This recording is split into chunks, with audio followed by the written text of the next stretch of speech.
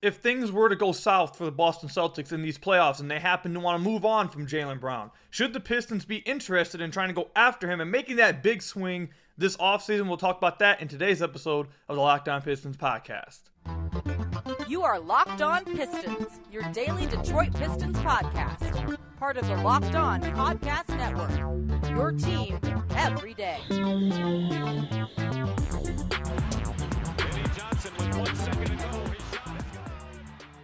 What's the deal? Welcome back to another episode of the Locked On Pistons podcast. Per usual, I'm your host, Kuka Hill. You can find me over on Twitter at Kuka Hill. I want to thank you guys for making Locked On Pistons your first listen of every single day. We are free and available on all your podcast platforms. If you haven't already, head to the YouTube channel at Locked On Pistons. Hit that subscribe button. We are just under 100 subscribers behind Locked On Blazers, and we're trying to catch up to them. We're trying to pass them up in the Locked On NBA subscriber rankings. So please hit that subscribe button if you haven't already. Or you can leave us a 5-star review on whatever podcast platform you're listening to this on. That's another great way to support the podcast. Later on, we're going to be talking about some potential free agent targets in the second segment. And then in the third segment, we're going to do a lottery simulation with the lottery coming up in about 5 days. It's already coming up. Oh my God, this is about to be a crazy, crazy week, man. So we're going to go ahead and do a lottery simulation. We're probably going to be doing that at the end of every episode until the lottery. I know we did that last year and the year before. We're going to pick it back up and do it again this year. So stay tuned for that. But let's go ahead and talk about these trade rumors. These, not even trade rumors. I've seen the Pistons community over the last 2 days. I've just been watching. I've seen that people are talking about, hey, should the Pistons go after Jaylen Brown because the Celtics just lost in a playoff game? And it looks like they may lose to the Philadelphia 76ers. There's been a lot of reports that maybe Jaylen Brown wants out. He's had a lot of little questionable quotes in the media that makes you think, is he happy over there? Is he someone that a team could go after in this offseason? And there's always been questions about, can Jaylen Brown and Jason Tatum, survive together? Are they going to have to break up to really reach their peak, whatever? All that kind of stuff. That stuff's been going on for a while. So with that being said, and with the Celtics losing recently and the stuff picking back up, there were Pistons fans. There's a lot of Pistons fans, a lot of talk in the community about, hey, should the Pistons take a swing at Jaylen Brown this offseason if they were to fall to the 5th pick, if they were to fall to the 4th pick, if they were to fall to the 3rd pick? Heck, if they were to get the 2nd pick, would you want to move the 2nd pick, or would you want to move Jay and Ivy to then go after Jaylen Brown? So I just want to give my quick thoughts on that. First, I want to say Jaylen Brown is a fantastic player. I feel like a lot of Pistons fans overthink these kind of things. Jaylen Brown was just all NBA. Jaylen Brown is not eligible for a Supermax contract because he made all NBA this year. He is a fantastic basketball player. Making all NBA is basically saying you're like a top 15 to 20 player in the entire NBA. You are a borderline superstar. Jaylen Brown is really, really good. Damn good. So I feel like Pistons fans sometimes overthink these kind of things when they start talking about, well, this guy has this potential, this guy has that potential, or we like this guy, what he could potentially become. Like Jaylen Brown, the likelihood of any guy we're talking about reaching the height that Jaylen Brown's reached I'm not going to say it's impossible. It's not, but it's unlikely. So when guys like that become available, if Jaylen Brown were to become available, it's 100% something that you sit down and talk about. And if you have the assets to do it, you think about doing it. 100%. Jaylen Brown is that type of player. Now, I know some people may just disagree about the level of player Jaylen Brown is, and that's fine. But there's no disputing that he was just all NBA this year. He averaged 26, 7, 3.5 on 49, 34, 76 splits for one of the best teams in the entire NBA. So I like Jaylen Brown. Do I think he's a superstar? No, but he's an all-NBA player. I think he's really good. This is the problem I have with trading for Jaylen Brown if it were to become a legit talking point in the offseason. If you were to actually ask out. If the Boston Celtics were to actually say, hey, we want to move on from, or we want to shop him out. My problem isn't with Jaylen Brown, the player. If it was just straight up players, then yeah, it also depends, obviously. Are the Pistons wanting to take the jump next year? And it's an argument that Pistons fans are going to go at each other for a while. But what needs to be understood is that, are the Pistons trying to just improve next year with their core, or are they really trying to go for it next year and take this next jump? Because if you go too fast with that and you try to take that next jump and you miss, now you're stuck. Now you're stuck for a few years. You're having to make moves to try to get out of that mess. So I don't know which way the Pistons are trying to go yet. It's going to be interesting to see. I think with the type of head coaches that they're going after, it makes it seem like that maybe if they're not trying to take this big swing next year, They're trying to take this like gradual improvement with their own guys. That would be my guess. But either way, my point is, while Jaylen Brown did make all NBA, that also, like I said, makes him eligible for the Supermax. So the likelihood that the Boston Celtics, he's going to get paid the Supermax by the Boston Celtics. Now, that makes it unlikely for me that he's going to be traded this offseason. I don't think he's going to be. If he does get traded, it'll be like next year or something. And if the Pistons were to be interested, even at that point, he's going to be on a Supermax deal. Do you want to give up that kind of cap space, pay that type of money to Jaylen Brown? I don't know. I don't think I'd like to do that. I wouldn't like to do that. Would you trade? I saw this was the big talking point that people were saying. Would you trade Jaden Ivey for Jaylen Brown? If the Pistons were trying to make the next step and you're just talking about player for player, Jaylen Brown's better than Jaden Ivey. Like, I know people love Jaden Ivey, and I like Jaden Ivey too. But Jaylen Brown's just better than Jaden Ivey. I don't think it's just not hot. That's not a hot take. So if you were just talking about player for player, yeah, you trade Jaden Ivey for Jaylen Brown. But if you take up all the other things that go with it, okay, you're swapping out that rookie contract that you have for a few more years for a Supermax contract. You're taking, you're swapping that out for a guy who's getting paid a lot of money right now. And that if you do trade for Jaylen Brown, you're now signaling that you're going for it right now. Can you make other moves? Are the rest of the players on the team ready to go for it win now? Can you make other moves to help everyone else in this roster be ready to win right now that makes it worth going after Jaylen Brown? Would you trade number 2 if the Pistons would get there? That probably would be Scoot Henderson for Jaylen Brown. It's the same thing. Is Jaylen Brown better than Scoot Henderson? Yes, he's better than Scoot Henderson right now. For player, yes, he's better. But do you want to swap out the rookie contract that you're going to have for even longer than Jaden Ivey because he's coming out a year after Jaden Ivey? Again, it's the same questions. Is this roster even ready to make that type of move? Will it even make that big of a difference if the rest of the roster is even ready? And now if they're not ready, why are you making this move to begin with? Like, there's all kinds of other stuff that goes into it when you start talking about trading for a guy of Jaylen Brown's caliber. Any guy like Jaylen Brown that could be getting a heavy contract ahead of trading them or after trading them. Like, that's the stuff you have to think about. So, when it comes to just player for player, yeah, Jaylen Brown's better than these guys. Does he fit the timeline right now? Are the Pistons ready right now to make this big swing? If Cade Cunningham had played throughout this whole season, maybe. Maybe they would be ready to make a swing this offseason. But with Cade being out all year and you're not really knowing where Cade's at or where he's going to be, some of the other pieces on the roster, we don't know if they're really ready for this yet. With them having another top pick in this stacked draft, they're probably not going to be ready yet. So there's all kinds of stuff that goes into it.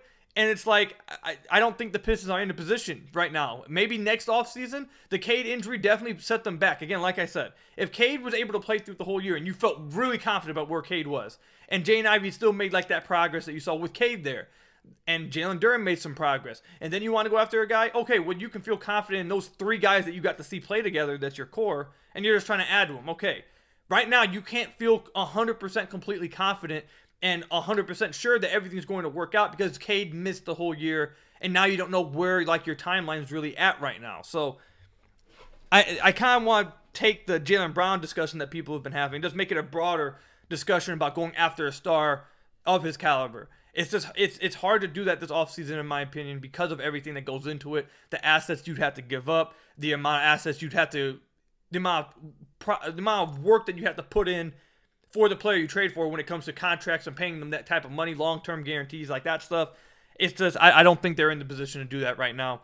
But I'm going to be interested to see what they're wanting to do this offseason. I don't think any of us really know yet, as of right now, what move, what area is Weaver, what direction I should say, is Weaver really trying to go in right now. And we all, they tell us all kinds of different things. They're never really completely honest about it. So we don't know. So that's my take on it. Let me know what you guys think. Not just Jaylen Brown. You want to focus on Jaylen Brown, you can, but just a player of his caliber. Would you want to swap out a Jaden Ivey? Would you want to swap out a number 2, number 3 overall pick for one of those type of guys when you consider timeline, contract, all that kind of stuff together? Let me know in the comment section down below or over on Twitter at Kuka Hill. When we come back, I want to talk about some free agent targets for the Detroit Pistons this offseason. We'll talk about that when we come back. But first, I've got to tell you guys about one of our sponsors, eBay Motors. For a championship team, it's all about making sure every player is a perfect fit. It's the same when it comes to your vehicle. Every part needs to fit just right. So the next time you need parts and accessories, head to eBay Motors. With eBay Guaranteed Fit, you can be sure every part you need fits just right the first time around. Just add your ride to My Garage and look for the green check to know the part will fit, or you'll get your money back. Because just like in sports, confidence is the name of the game when you shop on eBay Motors. And with over 122 million parts to choose from, you'll be back in the game in no time. After all, it's easy to bring home a win when the right parts are guaranteed. Get the right parts, the right fit, and the right prices on ebaymotors.com. Let's ride. eBay Guaranteed Fit, only available to U.S. customers, eligible items only, exclusions apply at ebaymotors.com. So I want to thank you guys again for making Locked On Pistons your first listen of every single day. We are free and available on all your podcast platforms. If you haven't already, head to the YouTube channel at Locked On Pistons, hit that subscribe button, or leave us a 5-star review on whatever podcast platform you're listening to this on. That's another great way to support the podcast. All right, so this topic about the free agent targets. Now, we're still a long ways away from free agency. The draft is before the lotteries, before the playoffs have even ended. But the reason why I want to talk about the free agent targets is because James Edwards III of The Athletic made an article of 10 players, restricted and unrestricted, that he thinks the Pistons could target this offseason. Now, I'm not going to go up and down the list and just start naming the names that he did. That's not fair, and you guys definitely should be paying for an Athletic subscription and checking this article out yourself so you can get to see how he's thinking. And not just for this article, they do a bunch of other great stuff, not just for the Pistons too. The Athletic has a lot of good stuff across the league. You want to keep up with like rumors and how teams are doing, locker room stuff, like all that stuff. The Athletic is a good subscription to have. So I'm not going to go up and down his list and to spoil his article for you guys, but there were a few names that he mentioned that I do agree with. There's some that I really disagree with, but there's some that I do agree with, and I want to focus on the ones that I do agree with. I'm not going to say all of them, obviously, like I just said, for the same reasons I mentioned. But there are a few guys that I really would like the Pistons to go after. And at the very top of this list of the free agent targets is the name that we've been talking about for a very long time, is Cameron Johnson. I feel like Cam Johnson should be at the very top of the Pistons free agent target list. Cam Johnson is going to be a restricted free agent this offseason, so it may be hard to get him. I'm very aware that as a restricted free agent, it's going to be hard to pry that player away from his team. Rarely ever. It doesn't happen a lot that you see restricted free agents that teams want to keep, that teams are actually interested in keeping. They actually end up leaving. It doesn't happen very often. When it does happen, a sign and trade usually is involved. So I understand that it's going to be hard to get Cam Johnson from the Brooklyn Nets. However, he's a free agent nonetheless. There's a possibility you can go after him. And the Pistons have money to spend. I don't know the exact amount that they're going to have. It fluctuates depending on who they want to bring up, who they want to bring back, the cap holds that they want to release. Do they want to release them on Hamidou Diallo, Corey Joseph, all these guys? I believe the highest they can get to is like 36, 38 million, and they can also be as small as like 20 million or something. It depends on who the cap holds they want to let go of, and there's also other moves they can make to really free up cap space. But anyways, we'll talk about more of that when we get our cap guy on the podcast right before the free agency class starts. But Cam Johnson, I feel like the Pistons will be able to pay him a good contract, maybe $25 million to pry him away from the Brooklyn Nets. This guy is a near 40% three-point shooter throughout his career. He's 6'8", long arms, can play defense, very versatile when it comes to guarding guys at the 3 and the 4. He's not just a catch-and-shoot three-point shooter, too. He can shoot off of movement. He can come off and shoot off of handoffs. Cam Johnson is this perfect type of player that this team needs. This team doesn't need a guy to join the team. I mean, eventually you'd like to get another star that maybe could do this. But right now, what they need is not a guy who needs to come in and take up a ton of usage. They don't need a guy who comes in and needs the ball in his hands to be able to be successful. No, they need guys that can fit around Cade, that can fit around Jaden Ivey, that fit around Jalen Duren, help make them better, help make the offense and defense better by doing their roles and excelling in their roles. And Cam Johnson is a guy that 100% would excel in this role that the Pistons have. Their two biggest weaknesses after this past season: shooting from the wing and defense from the wing. You guys have heard me say it multiple times. I think the Pistons had the worst wing rotation in the entire NBA this past season. Definitely the worst wing defense in the entire NBA. It was putrid. It was terrible. And Cam Johnson would immediately address both those things. I have his synergy numbers with the Brooklyn Nets. It's not as much of a sample size because he was with the Brooklyn Nets for just 25 games. But this is like who he's been throughout his career, so I'm not too concerned about it. Spot up, 77th percentile in the entire NBA. On handoffs, 84th percentile in the entire NBA. Coming off screens, 80th percentile in the entire NBA. Cam Johnson's a shooter. He can shoot the basketball. All catch and shoots, 76th percentile. All jump shots, 82nd percentile. Even his off the dribble jumpers, 66th percentile. This is a dude who can just shoot the basketball straight up. It doesn't matter what kind of what kind of shot you're talking about from beyond the arc. Whether it's catch and shoot, whether it's pump fake, sidestep three, whether it's dribble into one, whether it's coming off a down screen, whether it's coming off a handoff, a DHO. He's going to be able to shoot the basketball. And the Pistons desperately need a guy like that doesn't need the ball in his hands to create it for himself. He's going to be, thriving off of the advantages that Cade, that Jay and Ivy, that Jalen Duren make. That's the kind of player they needed. Then also to be able to contribute defensively is something that the Pistons have desperately needed at the wing rotation. So he's a guy that I definitely think the Pistons should have at the very top of their list this offseason. And I would be willing to pay him $25 million to try to pry him away from the Brooklyn Nets. The second free agent target that was mentioned here that I have said that I think the Pistons should be interested in. This is a low-key signing. And I think the Pistons will be interested. I think it's very likely right now, if I had to take a guess, I'd say it's probably like 70% likely that the Pistons make low-key signings instead of making like big signings. I don't expect them to make any like crazy signings. I honestly expect them just to make some low-key ones that help fill the roster out that makes sense with the roster. And this guy 100% does that. And that's Yuta Watanabe, another Brooklyn Net. Utah is not going to he's not going to be creating his own shot. You're not going to be asking him to try to create his own shot. It's going to be none of those things. It's simply going to be him catching, shooting threes, playing defense, cutting. That's literally all he's going to be asked to do, and he can do all those things pretty well.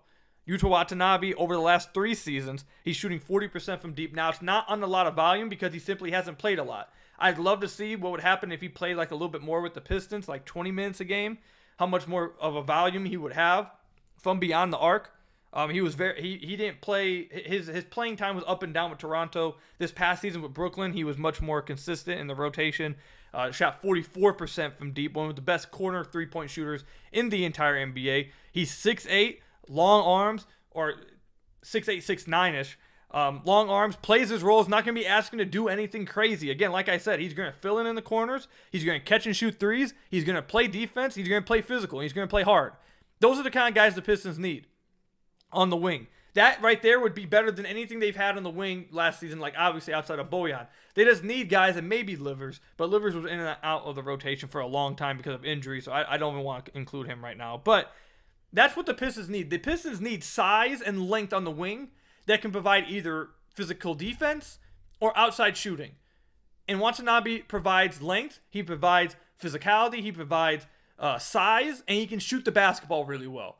So bring in Yuta Watanabe. He's not going to be expensive at all. You don't have to worry about having, getting stuck with your cap space long term if you go after Yuta Watanabe. Like, no, you're probably going to get him like the same 2-year contract you've been signing these other guys to, like the Hamidou Diallo contract, 2-year team option on the second. The same thing that you saw with Frank Jackson. The same thing you saw with Jaleel Okafor, Josh Jackson. Like all these same guys. I feel like that's the same kind of contract you could get with Yuta Watanabe, and he's not going to be expensive at all. He's going to be very cheap. So I think he's a nice cheap option that the Pistons could really use, and he would really help this team as well. And then the final guy from this list that I'm also interested in, these are the 3 same targets I have. If you want to see this other 7 guys that James mentioned, definitely, again, go check out his Athletic article. But we share the same 3 guys. The rest of these guys, I'm not so high on, but these are the same 3 guys I would have had at the top of my list. And the last one is Cam Reddish. Cam Reddish has been linked to the Pistons, I feel like, for years. He seems like a Troy Weaver type of guy. He's been linked to them for like a few years. Every time Cam Reddish might be traded, the Pistons are linked to him. I'm surprised they didn't get him this past season, to be honest. And he played fine with the Portland Trailblazers. I thought he was playing okay with the Portland Trailblazers. Started coming to his own a little bit. And he provides the same kind of thing I'm talking about. Length, size, athleticism.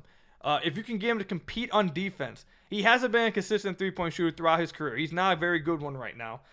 His best year was in 21-22 where he shot 36% from deep. But outside of that, you're seeing him go up and down from 33% to 28%, to back up to 31% to 30%. Like he's been very up and down from beyond the arc, but he's a guy who provides a lot of athleticism, a lot of size. He's a strong guy. He's young. He could fit into the core if you want to try to develop him and bring him along and try to fit him next to the core. He's only 23 years old, so he'll fit like that. And I don't think that he'd cost a lot of money either. So he's a guy that if you're looking at more so getting a guy that can fit in with the core, you can try, I don't want to call him a reclamation project, but I guess a guy that you can try to develop, you can try to bring along, and like a guy who's bounced around, has shown promise, but just hasn't been able to really put it all together yet, that also could grow with your core. Cam Reddish, I think, is probably the best option on the market right now, and he's a guy that I actually would, be okay taking that swing on. There's some guys the Pistons have taken swings on that are like, okay, it's a swing, but is it a necessary swing? Does it really make sense to do? Cam Reddish, I feel like, is a guy that would make sense to take a swing on, and I would be okay with them going after him in the offseason. I actually wanted them to trade for him at the deadline. I thought he would fit what they need. At that point, he would have a lot of time, or it would be a good team to really help him try to put it all together, play a lot of minutes, and be given that chance to mess up and then try to correct his mistakes. But anyways, my point is, those are the three guys I think the Pistons should be interested in. All of them are wing targets. All of them. And I don't think the Pistons should really go after anything else but wings, because that's how bad their wing room was this past season. So those are the three guys I'm looking at. Let me know who you guys are looking at in this free agency class in the comment section down below or over on Twitter at @KukaHill. When we come back, we're going to be doing a lottery simulation 5 days away from the lottery. We did this a lot last year right before the lottery happened.